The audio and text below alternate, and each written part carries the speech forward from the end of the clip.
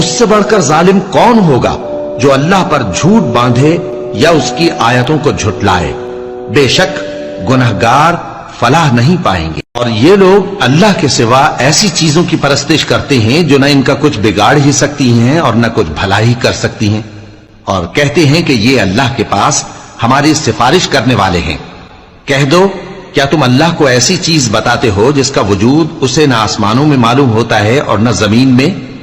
وہ پاک ہے اور اس کی شان ان کے شرک کرنے سے بہت بلند ہے۔ اور سب لوگ پہلے ایک ہی امت یعنی ایک ہی ملت پر تھے، پھر جدا جدا ہو گئے۔ اور اگر ایک بات جو تمہارے پروردگار کی طرف سے پہلے ہی طے نہ ہو چکی ہوتی تو جن باتوں میں وہ اختلاف کرتے ہیں ان میں فیصلہ کر دیا جاتا۔ اور کہتے ہیں کہ اس پر اس کے پروردگار کی طرف سے کوئی نشانی کیوں نازل نہیں ہوئی؟ کہہ دو کہ غیب کا علم تو اللہ ہی کو ہے، سو تم انتظار کرو، میں بھی تمہارے ساتھ انتظار کرتا ہوں۔